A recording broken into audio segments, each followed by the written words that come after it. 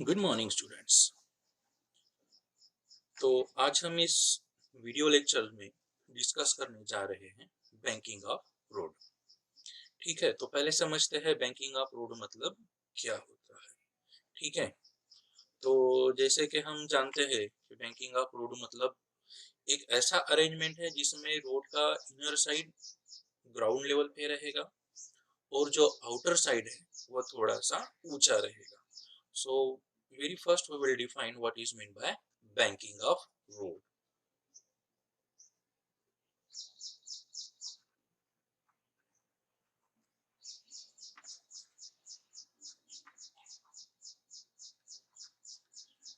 क्या कहा था हमने इसमें? It is an arrangement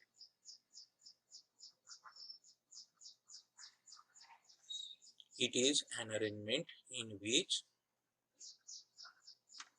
outer edge of road is made at some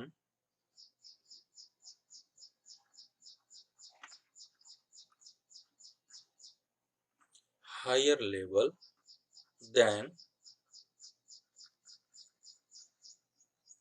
inner edge. Okay, so now what is the need of banking of road? Okay, अब ऐसा मान के चलिए कि जैसे ये रोड है, ठीक है, और ये टर्निंग है। अब जब राइडर आएगा, कोई भी, जैसे हम मान के चलिए कि साइकिल चला रहे हैं, इस तरीके से जब टर्निंग आती है तो ये राइडर ऑटोमेटिकली इस तरीके से कुछ इनलाइन होके अपनी बाइक को, मतलब जो इस पे जो फोर्स एक्ट हो रहा है वो बैलेंस करेगा। मतलब ये जो फ्रिक्शनल फोर्स है रोड और टायर के बीच में और इस पे जो ग्रेविटी का कंपोनेंट होगा उसको एडजस्ट कर लेगा। तो ये जो है टू व्हीलर वाला खुद होके झुक सकता है, लेकिन अगर यही बात हम फोर व्हीलर की करेंगे तो फोर व्हीलर को इस तरीके से गाड़ी चलाते हुए बेंड करना या उस डायरेक्शन में इंक्लाइन करना मुश्किल होता है। इसीलिए हमें ये अरेंजमेंट करना होता है। तो आइए जानते हैं इस बैंकिंग ऑफ रोड से जुड़ी हुई कुछ बातें। तो बैंकिंग ऑफ रोड में क्या होता है? ये हो गया था हॉरिजॉन्टल रोड। अब हम देखते हैं बैंक रोड कैसे रहता है। ठीक है, तो बैंकिंग ऑफ रोड में एक साइड हमको इस तरीके से ऊंचा करना है और ये हमको रख देना है हाइट। ठीक है, ये हो गया थीटा। ठीक है, इस हाइट को हम लोग कहते हैं इलेवेशन। क्या कहते हैं? इलेवेशन। और ये जो एंगल बना हुआ है इस एंगल को हम लोग कहते हैं एंगल ऑफ बैंकिंग। चलो डिफाइन करते हैं एंगल ऑफ बैंकिंग क्या होता है। Angle of banking,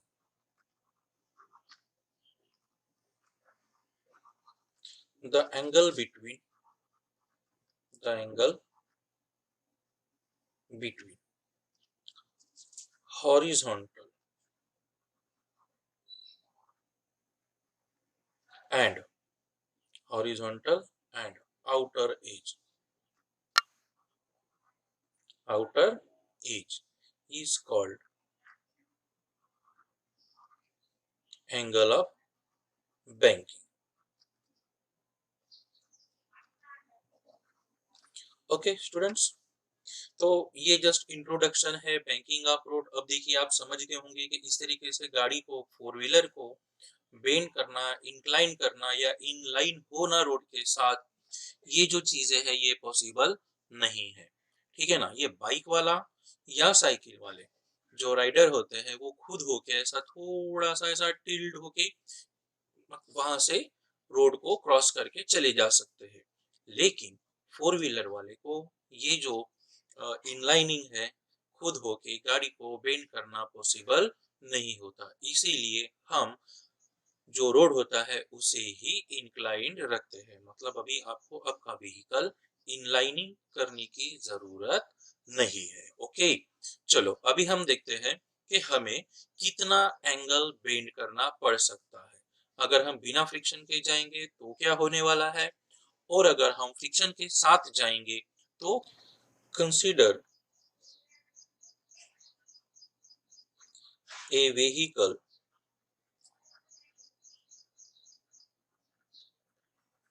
moving along curve road of radius r। इसके साथ ही लिख देते हैं with velocity v, let m be the mass of vehicle and theta be the angle of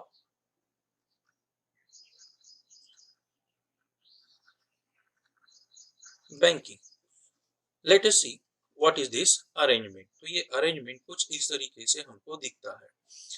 आप जब डायग्राम बनाओगे तो पहले डायग्राम में कंपोनेंट हमको प्लॉट करने होते हैं, तो स्पेस बराबर याद से छोड़ के रखना है।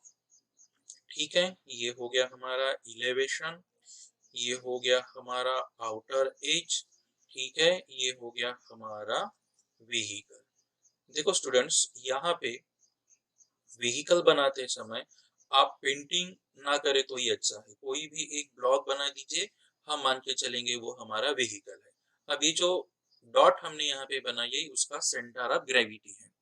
सेंटर ऑफ ग्रेविटी वो पॉइंट होता है जहां से व्हीकल का या कोई भी बॉडी का वेट एक्ट होता है वर्टिकली डाउनवर्ड। तो ऐसे कितने फोर्सेस इस व्हीकल पे एक्ट होंगे वो अभी हम देखते हैं। ठीक है, तो यहाँ पे हम विदाउट फ्रिक्शन जा रहे हैं, तो जाहिर सी बात है सबसे पहले वर्टिकली डाउनवर्ड डायरेक्शन में क्या रहने वाला है, mg means weight of the body. अब ये टर्निंग वाली रोड है, इसका रेडियस हमने r लिया हुआ है। तो आप जानते हैं लास्ट चैप्टर में आपको मैंने सेंट्रीपिटल फोर्स के बारे में बताया था, जो हमारा सर्कुलर मोशन को मेंटेन रखता है, वो होता है mv²/r। और तीसरी जो फोर्स होती है वो होती है normal reaction. Normal means road को परपेंडिकुलर डायरेक्शन में उसके वेट की वजह से जो कांटेक्ट में उल्टा रिएक्शन बॉडी से मींस रोड से मिलेगा उसे हम नॉर्मल रिएक्शन बोलेंगे। अब मुझे इसको ऐड सब्ट्रैक्ट करना है, तो मैं इसको इसकी लाइन में लाने के लिए इसके अभी कंपोनेंट बनाऊंगा। आप जानते हैं मैंने ये जो वर्ड यूज किया इसके लाइन में लाना, in standard 11 we have studied that when two forces or two vector quantities are in the same direction then they can get added, और अगर वो अपोजिट डायरेक्शन में है तो वो क्या होते हैं, सब्ट्रैक्ट होते हैं। तो वो इजी तरीका होता है। अगर ये हमारा एंगल ऑफ बैंकिंग है तो यहाँ पे भी ये इंक्लाइन इतनी ही एंगल पे बना रहेगा। ठीक है, तो एक कंपोनेंट हो गई साइन थीटा, कॉस थीटा, बची कौन सी है, साइन थीटा। चलो अब इसको हम बना लेते हैं sine theta. Okay, now see forces acting on body. Forces acting on vehicle, कितने कितने फोर्सेस हो गए, number 1 weight, number 2 normal reaction,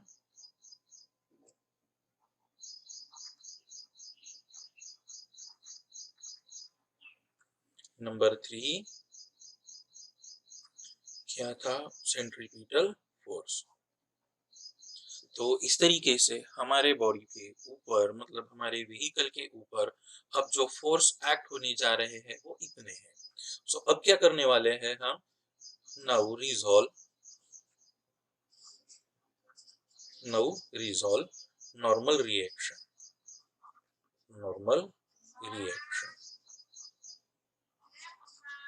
into its mutually perpendicular component।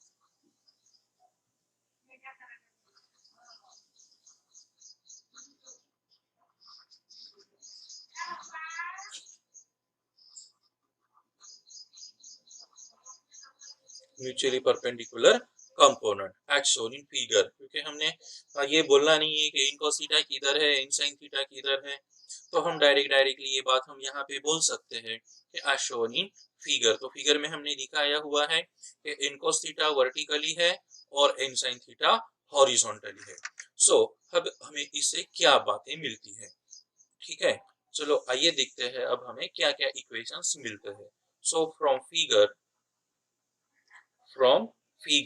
क्या मिलता है हमें, N cos theta is equal to, देखिए क्या मिल गया, mg, और यहाँ पे N sin theta is equal to हमें मिलता है mv square divided by r। So say this is equation number 1, say this is say equation number 2। अब हम इक्वेशन 2 को इक्वेशन 1 से डिवाइड करेंगे। फिर से same fact, left hand side को डिवाइड करिए और राइट हैंड साइड को डिवाइड करिए, तो ये आपको इक्वेशंस मिल जाते हैं mv square divided bye r divide by mg।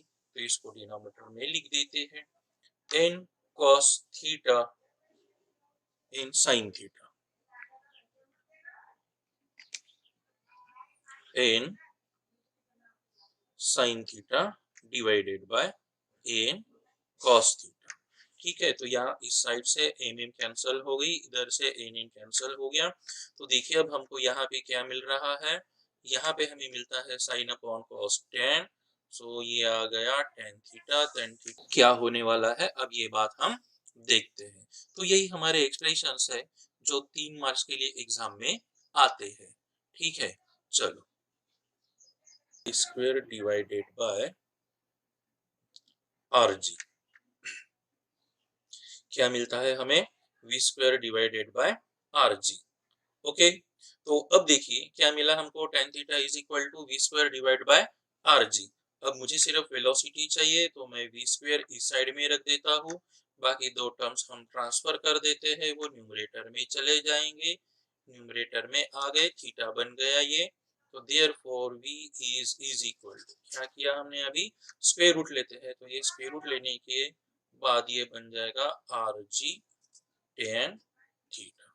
So this is the maximum velocity with which we can move along the curve road. Okay, तो इस कंडीशन में देखिए होता क्या है कि ये जो वेलोसिटी है ये तो हमने कहा है कि ये मैक्सिमम वेलोसिटी है। अब जरूरी नहीं है कि हर बार व्हीकल इसी वेलोसिटी से जाएगा। अगर इसी वेलोसिटी से जाता है तो ठीक है, लेकिन अगर स्पीड कुछ कम ज्यादा हुई तो क्या होगा, व्हीकल स्कीड हो जाएगा। हमें स्कीडिंग नहीं चाहिए, हमें गिरना नहीं है, हमें रोड को इजीली क्रॉस करके जाना है, सेफली जाना है। तो इसीलिए फिर हम फ्रिक्शन को इंट्रोड्यूस करते हैं। जिसे इंट्रोड्यूस करते हैं, फ्रिक्शन को इंट्रोड्यूस करते हैं। तो नेक्स्ट वीडियो लेक्चर में हम लोग फ्रिक्शन के साथ इन इक्वेशंस को डिराइव करेंगे। तो चलिए देखते हैं। ठीक है, नेक्स्ट वीडियो लेक्चर में हम फिर से banking up road and maximum velocity with which vehicle can move. Okay, चलो। गुड मॉर्निंग स्टूडेंट्स, जैसे कि हमने लास्ट क्लास में देखा था कि एंगल ऑफ बैंकिंग में अगर हम कुछ एक स्पीड होती है मैक्सिमम वेलोसिटी, उसको क्रॉस करते हैं तो व्हीकल स्किड हो जाता है। इस वीडियो लेक्चर में हम देखने वाले हैं कि अगर हम यही इक्वेशन, यही डेरिवेशन फ्रिक्शन के साथ अगर डिराइव करते हैं तो what will be the velocity limit. तो वेलोसिटी लिमिट क्या रहेगी ये अभी हमको निकालना है। ठीक है, तो आइए फिर से वैसे ही शुरू करते हैं जैसे हमने लास्ट क्लास में किया था। हमें एक व्हीकल लेना होगा, उसका वेलोसिटी, उसके वेक्टर्स, कंपोनेंट्स, जो जो भी फोर्सेस उस पर एक्ट होते हैं, ये सारे हमको फिर से निकालने होंगे। ठीक है, तो अब हम यहाँ पे एक्सप्रेशन डिराइव करने जा रहे हैं, maximum speed along the curve banked road. Okay, so expression for maximum speed limit along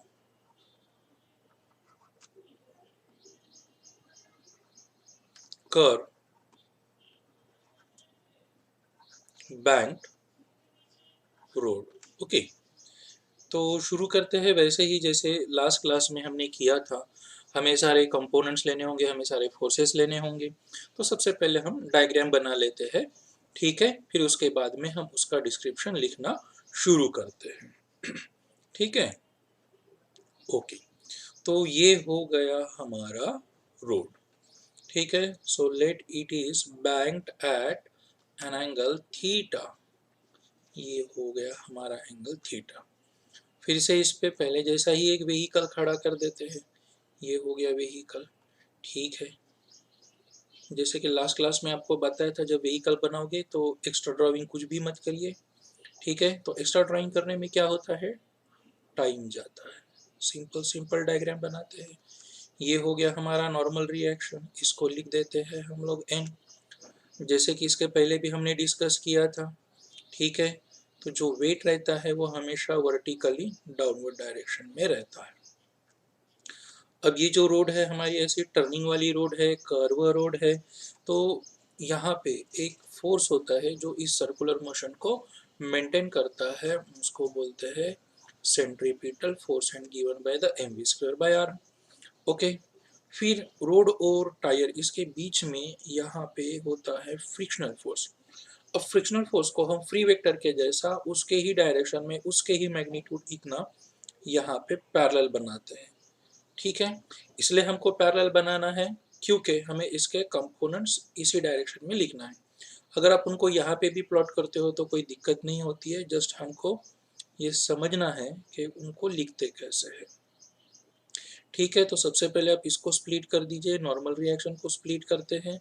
ये हो जाएगा हमारा थीटा, तो इस डायरेक्शन में कंपोनेंट आ गया हमारा एन कॉस थीटा, और इस डायरेक्शन में कंपोनेंट आ जाता है हमारा N sine theta.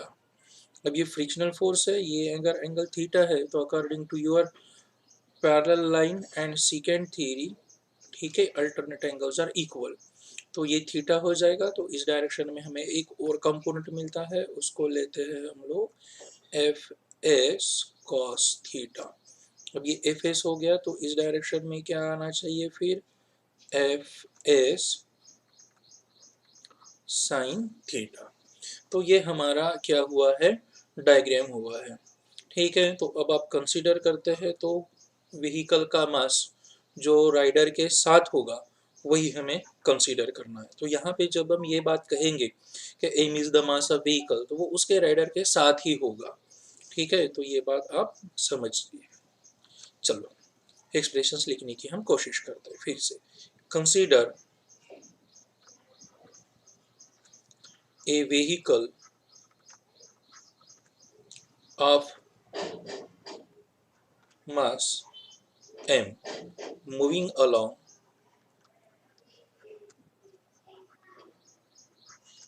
curve road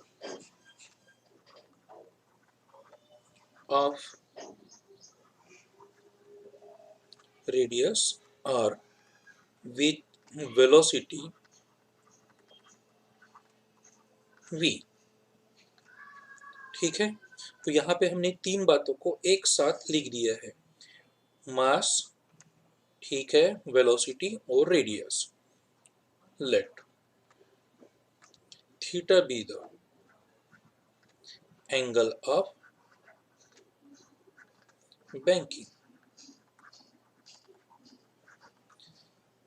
mu is coefficient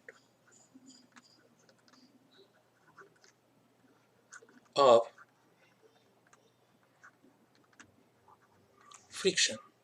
तो ये अभी हमारा डायग्राम का डिस्क्रिप्शन हो गया। अभी हम लिखते हैं which forces are acting on the vehicle. Now forces acting on vehicle, ठीक है। अब देखिए, जैसे फोर्सेस है तो मेन फोर्सेस लिखना है, पहले ही आपको कंपोनेंट्स लिखने नहीं होते हैं, ठीक है। So number one, normal reaction N,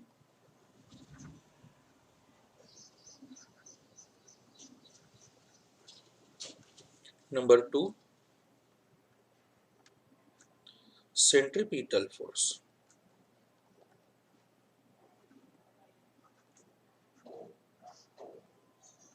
Number 3, frictional force.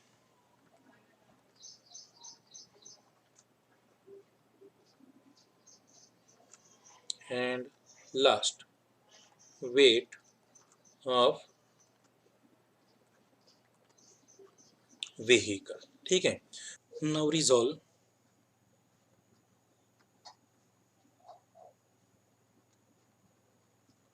normal reaction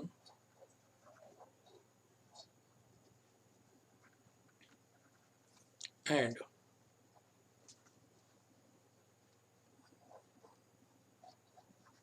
frictional force as shown in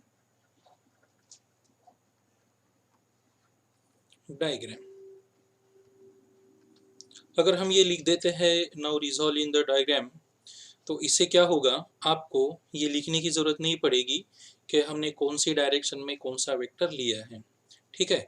तो आप क्या कर सकते हो, अभी जो डायग्राम है वहाँ पे देखिए, जो जो फोर्सेस आपने वहाँ पे लिखे होंगे उन सबको इक्विलिब्रियम में इक्वल लेकर एक इक्वेशन बनाइए. तो जैसे कि आप डायग्राम में अगर देखा होगा आपने कि सबसे पहले हमको, अगर हम वर्टिकल डायरेक्शन में अगर फोर्सेस लेते हैं तो हमें क्या मिलता है, ऊपर की दिशा में जो था वो था n cos theta is equal to, अब नीचे की डायरेक्शन में देखिए दो फोर्सेस हैं, उसमें से एक होता है frictional force F S sine theta plus नीचे में था और व्हीकल का वेट एम जी. अब मैं कंपोनेंट वाले सारे जो फोर्सेस है एक साइड में रखूंगा और जो बिना कंपोनेंट वाले फोर्सेस है वो एक साइड में रखूंगा. तो मुझे क्या मिलेगा, equation M G is equal to N cos theta minus F S sine theta. ठीक है, ये हुआ इक्वेशन नंबर 1. अभी हम वर्टिकल फोर्सेस को इक्विलिब्रियम में लेकर एक इक्वेशन बनाया है. अब हम हॉरिजॉन्टल फोर्सेस को लेकर एक इक्वेशन बनाते हैं. अभी देखिए उसके राइट हैंड साइड में एक जो सेंट्रीपिटल फोर्स है वो एक ही फोर्स है, M V square divided by R. और लेफ्ट हैंड साइड में देखिए वहाँ पे दो फोर्सेस है, कौन से है, N sine theta plus F S cos theta. ये हुआ हमारा इक्वेशन नंबर 2. ठीक है. हाँ, अभी देखिए इन इक्वेशंस को हम डिवाइड करते हैं. Now from equation 2 divided by equation 1, तो क्या मिलता है देखते हैं. चलिए, ये हो गया हमारे लिए M V square divided by R. इसके लेफ्ट हैंड साइड से इसको डिवाइड करना है, इसलिए हम एम जी को लिखेंगे डिनोमिनेटर में और जो टर्म्स राइट हैंड साइड में थे वो ऐसे ही हम लिखते हैं, N sine theta plus F suffix S cos theta divided by N cos theta minus F S sine theta. यहाँ पे देखिए क्या हुआ, एम एम कैंसल हुआ. इस साइड में अभी क्या होने वाला है, तो इस साइड में फिलहाल हम कुछ नहीं करेंगे. इस साइड में हम एक अरेंजमेंट करने जा रहे हैं. ठीक है, वो क्या है देखो, डिवाइडिंग एंड मल्टीप्लाइंग. तो क्या करने वाले हैं हम लोग, इसमें सारे टर्म्स को एन कॉस थीटा से डिवाइड करने वाले हैं. ठीक है, तो मैं लिख देता हूँ now divide by N cos theta to each term. अगर एग्जाम में हम ये सेंटेंस नहीं लिखते हैं तो हमारा कोई मार्क काटेगा नहीं. ठीक है. अब होता क्या है कि ये जो चीजें होती है हम ये समझने के लिए लिखते हैं. ठीक है ना, आपने नहीं लिखा और सीधा किया, लिख दिया है कि बाय अरेंजिंग इक्वेशन, तो भी इक्वेशन में हम वो जो चेंजेस लाते हैं वो समझ में आते हैं. ठीक है, तो देयरफॉर हमें क्या मिल गया देखिए. तो देखिए अभी क्या करना है हमको, लेफ्ट हैंड साइड से हो गया एडजस्टमेंट. अभी हम राइट हैंड साइड को राइट हैंड साइड से एडजस्ट करने वाले हैं. ठीक है, तो देखिए यहाँ पे क्या है, एन साइन थीटा है, N sine theta divided by हो गया N cos theta plus F S cos theta है divided by N cos theta.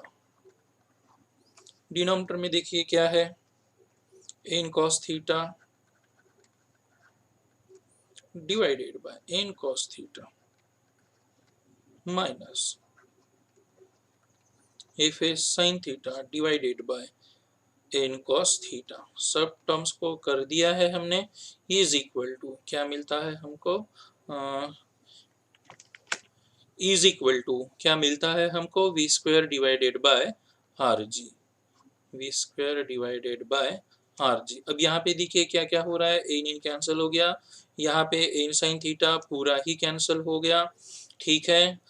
इस साइड में सिर्फ कॉस और कॉस कैंसिल हुआ, इस साइड में बाकी कुछ कैंसिल होने वाला है ही नहीं, तो देयरफॉर अभी आपको मिलने वाला है equation V square divided by R G is equal to sine upon cos क्या मिल गया, टेन थीटा मिलता है, प्लस ओनली यहाँ पे बचेगा F suffix S divided by N divided by यहाँ पे कुछ नहीं है तो मतलब 1 हो गया, और ये फिर से F by N is into मिलेगा हमको sine into sine upon cos is equal to tan theta. ये बन जाते हैं इक्वेशन। सो एज हमें क्या पता है, F divided by N is equal to क्या होता है, म्यू होता है। So therefore we can write V square divided by R G is equal to tan theta plus mu divided by 1 minus mu into tan theta. अब हमें क्या चाहिए था, v चाहिए, तो therefore V square is equal to ये आ गया आर जी, और ये ब्रैकेट फिर से एज इट इज ऐसा ही आएगा, तो ये हो गया tan theta plus mu divided by 1 minus mu tan theta, और हमें चाहिए v, so taking square root v is equal to R G tan theta plus mu divided by 1 minus mu tan theta. तो इस सम को हमको लिखना है bracket में,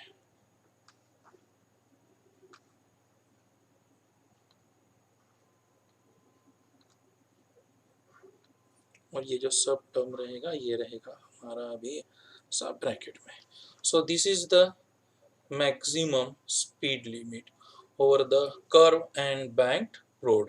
ओके, तो इस तरीके से हमने अब ये जो इक्वेशन डिराइव किया है, ऐसे ही हमको मिनिमम स्पीड का इक्वेशन डिराइव करना है। सिर्फ जब हमने मैक्सिमम स्पीड लिमिट ली थी तो फ्रिक्शन का डायरेक्शन टुवर्ड द सेंटर था, अब फ्रिक्शन का डायरेक्शन सेंटर से अवे रहेगा, ठीक है। तो बच्चों आगे हम चल के देखेंगे, इसी इक्वेशंस को वापस से सॉल्व करते हैं और उसमें हम निकालेंगे मिनिमम स्पीड को, ठीक है। चलिए तो देखते हैं मिनिमम स्पीड लिमिट हमें क्या मिलती है। हाँ, तो अब हम डिराइव करने जा रहे हैं minimum speed limit. Minimum speed limit के लिए हमें सिर्फ फ्रिक्शन को ही अपोजिट डायरेक्शन में निकालना है। अब मैं सिर्फ यहाँ पे डायग्राम बनाऊंगा और कंपोनेंट्स दिखाऊंगा, ठीक है। बाकी का डेरिवेशन हम जो डिस्क्रिप्शन है वो सारा पहले का जो हमारा एक्सप्रेशन है उसमें है। अगर आपको सिर्फ मिनिमम स्पीड का एक्सप्रेशन पूछा जाता है एग्जाम में तो आप शुरुआत वहाँ से कीजिए और कंपोनेंट ये दिखा दीजिए, ठीक है। ओके, तो ये रहता है हमारा डायग्राम, ये है हमारा कर्व रोड, ये हो गया हमारे रोड का इलेवेशन, ये हो गया रोड का आउटर एज, ये हो गया हमारा एंगल ऑफ बैंकिंग, ये है हमारा व्हीकल, ठीक है। जैसे इसके पहले भी बताया, no more drawing, simple diagram, normal reaction perpendicular to the road from the center of gravity of vehicle, normal reaction and centripetal force mv square divided by r, and in this case frictional force is along in this direction, so here fs. Now see, this is angle theta, so therefore we can write here also theta. So therefore its two mutually perpendicular components are like this. F is sin theta and F is cos theta. Here in cos theta and in sin theta. So these are the component of normal reaction N, and obviously vertically downward direction weight of the vehicle mg. So now for the from the diagram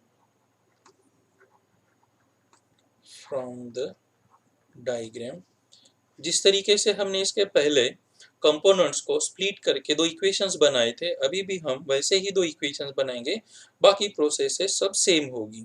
ठीक है, तो चलिए देखते हैं इस direction में कितने forces है, दो फोर्सेस है। इस डायरेक्शन में कितना फोर्स है, एक ही फोर्स है। तो हॉरिजॉन्टल इक्विलिब्रियम में आपको क्या मिल रहा है, N sine theta is equal to M V square divided by R plus F S cos theta. जैसे कि इसके पहले की इक्वेशन में भी हमने क्या किया था, कंपोनेंट वाले सारे जो फोर्सेस है वो हमने एक ही साइड में रखे थे और बिना कंपोनेंट वाले टर्म्स एक साइड में रखे थे। तो इसलिए ये इक्वेशन हम लिखेंगे M V square R is equal to N sine theta minus F S cos theta. Okay, अब देखते हैं वर्टिकल इक्विलिब्रियम में क्या मिलता है। नीचे में एक ही फोर्स है, ऊपर में अभी दो है, ये एक और ये एक। तो इस डायरेक्शन में क्या मिलेगा, also mg is equal to, ये मिलता है हमारे लिए N cos theta plus F S sine theta. So give the equation number 1 say equation number 2। अब क्या करने वाले हैं हम लोग, इन दोनों इक्वेशन को डिवाइड करने वाले हैं। अब जैसे पहले मैंने एम वी स्क्वायर आर को 2 नंबर पे रखा था, इक्वेशन 2 ऐसा नॉमेनक्लेचर किए थे। ठीक है, अब यहाँ पे ये है, तो आपको याद रखना है कि एम वी स्क्वायर आर को ही हमको एम जी से डिवाइड करना है। इसे होने वाला ऐसा कुछ है नहीं कि आपने उल्टा कर दिया, जस्ट हम ये चाहते हैं कि साइन अपॉन कॉस हमारे लिए टैन बन जाए। ठीक है, इसीलिए इक्वेशन 1 डिवाइडेड बाय इक्वेशन 2। तो यहाँ पे मैं लिखूंगा अभी M V square divided by, और एम जी से डिवाइड करना है तो जैसे हमने इसके पहले भी इसके डिनोमिनेटर में ही लिखा था, मैंने डिवीजन का लाइन देके उसके नीचे नहीं लिखा था, आप ऐसा कर सकते हो। तो यहाँ पे इक्वेशन बन जा रहा है sine theta minus F S cos theta divided by N cos theta plus F S sine theta.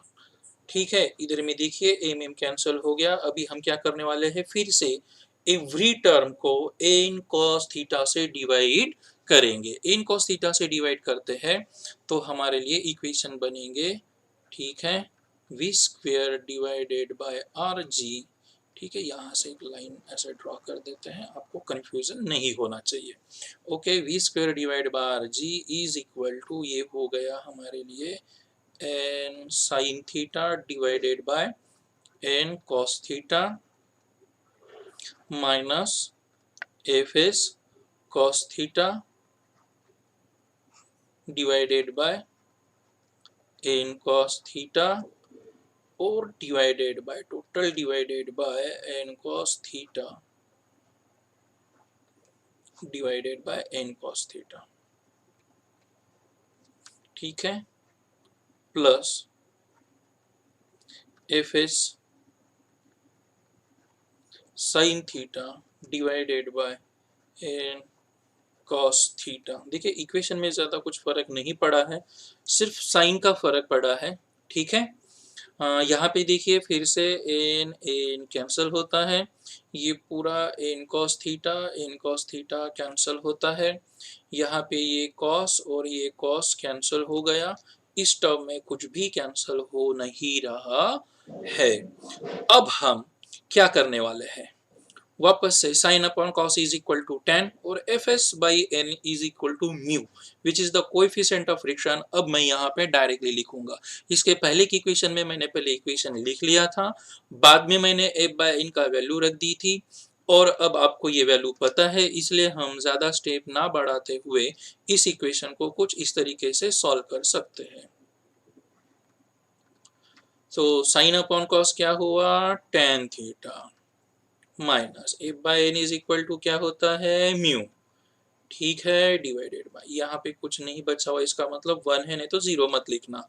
F by N is equal to mu sine upon cos is equal to tan theta. अब हमें चाहिए we square, तो दो terms को उधर भेज देते हैं, आर इंटू जी, ये पूरे ब्रैकेट में रहेगा इस तरीके से, ठीक है, tan theta minus mu 1 plus mu into tan theta,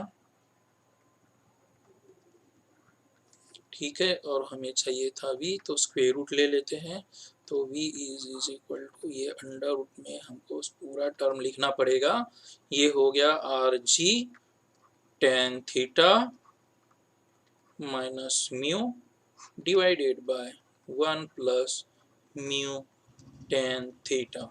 अगर आपको प्रीवियस इक्वेशन याद आ रहा होगा तो उसमें आप ये बात चेक कर सकते हैं कि जो पहले टर्म प्लस थी वो अभी माइनस हो गई है, और जो माइनस थी वो अभी प्लस हो गई है, ठीक है, यहाँ पे पहले प्लस थी, यहाँ पे माइनस था, तो ये थोड़ा इंटरचेंज हुआ, और ये हो जाता है हमारा मिनिमम स्पीड। और बताने जैसी बात ये है कि अगर हमने इसके पहले का इक्वेशन अगर सीखा हुआ है, तो उसमें अगर हम थीटा ग्रेटर देन 45 डिग्री लेते हैं तो हमें इक्वेशन में मिलता है नो अपर स्पीड लिमिट।